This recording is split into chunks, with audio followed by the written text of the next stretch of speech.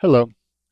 In this demonstration video, we will be looking at one of the many features of the Fujitsu ETERNUS GX storage arrays that provide added benefits in a VMware virtualized environment.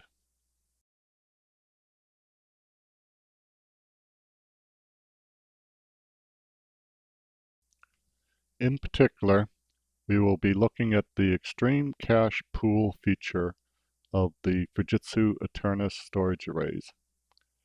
The extreme cache pool feature allows you to expand the cache of the storage array by using SSD drives in the storage array.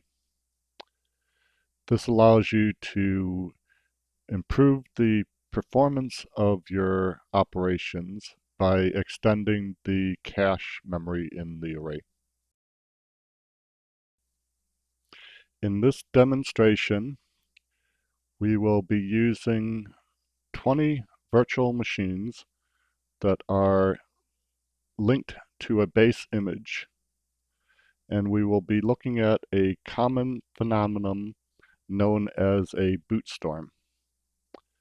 During a boot storm, multiple VMs start at the same time, and the VMs will have a sluggishness to them as they boot.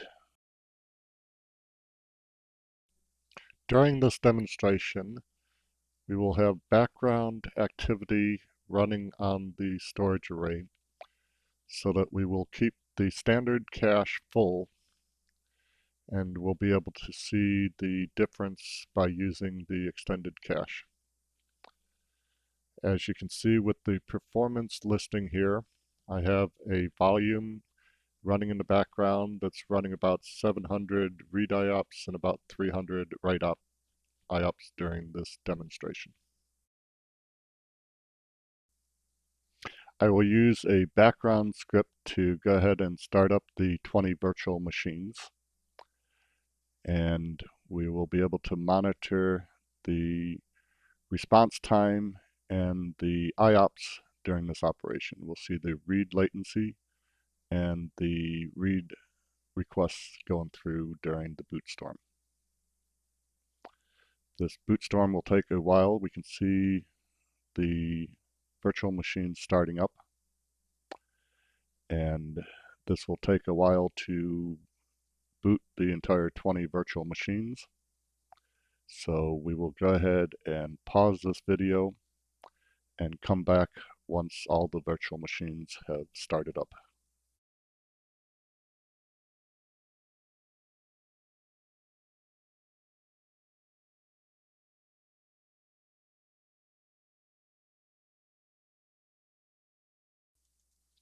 Okay, we're back. We've jumped ahead for about 10 minutes, and we can see the boot storm is completed. We can see that we had a high IOPS at the very beginning, but we can see that the latency slowly increased as multiple VMs started up and started colliding with each other, which results in a lower IOPS throughout the rest of the boot storm processing. So as we can see, this is a normal occurrence where multiple virtual machines are trying to boot at all the same time. We can see that the read latency went up, and we get a pretty high read latency throughout the boot storm.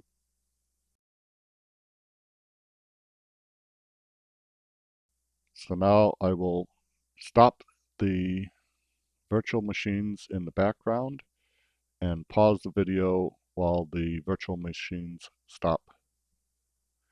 We can see that the virtual machines have all stopped. We've got all 20 virtual machines stopped, and we can see a read latency even during the shutdown process for the virtual machines.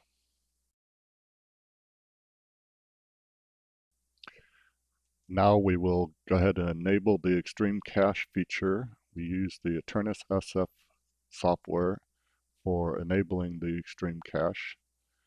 This gives you the ability to enable the extreme cache on an individual volume basis. So we can decide which volume has the extreme cache enabled. we'll go ahead and select our volume that hosts the VM and the base image and enable the extreme cache for that volume. Now that we have the extreme cache enabled, we'll be able to see the improved performance once we start the virtual machines again. The first time we'll see a little bit of performance improvement as we load into the cache, but once we've loaded all the data into the cache, the second time we see a boot storm, we will see the real benefits of the extreme cache. So as you see here, we're starting the virtual machines again, and we can see they're still taking a little bit of time to start up. So I will go ahead and pause the video one more time, and we'll come back and see how the bootstorm performs with the extreme cache enabled. And we're back. We can see that the bootstorm has completed. If we look at the response, we'll see that we still had latency during the operation, but it wasn't quite as high as the case without the extreme cache. If we look at the read latency, we can see that overall we had a benefit from the extreme cache. But again, we still have some read latency during the second bootstorm, and that's due to the fact that we're reading the data as we're loading that data into the extreme cache. So again, the overall impression was a shorter period of time and less sluggishness to the operating systems, but still not as good as we'd like to see with our extreme cache. So now I will go ahead and stop the virtual machines in the background, and I will pause the video until this is completed.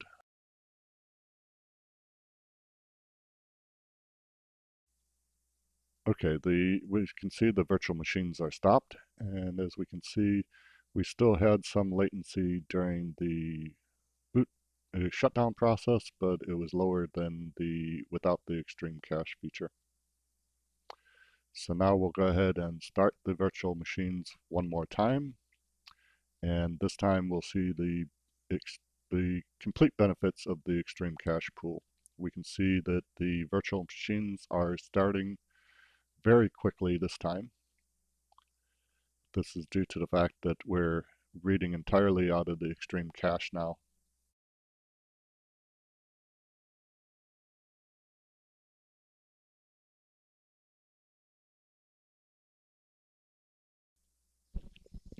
And as we can see, the virtual machines are starting up very quickly this time. That's because we're reading entirely out of the extreme cache pool, and we're seeing very low latency in the sub-millisecond range for the read operations during this bootstorm. So again, this will take a few minutes to complete the entire bootstorm, so I'll go ahead and pause this video. Okay, as we can see, it took very little time for the entire boot process to complete this time. We can see that we got very high IOPS throughout the entire process. And if we look at the latency, we can see that there is very little read latency down into sub-millisecond range throughout the entire boot process. So as you can see, the extreme cache feature provides added benefits in a VMware virtualized environment. So thank you for watching this video.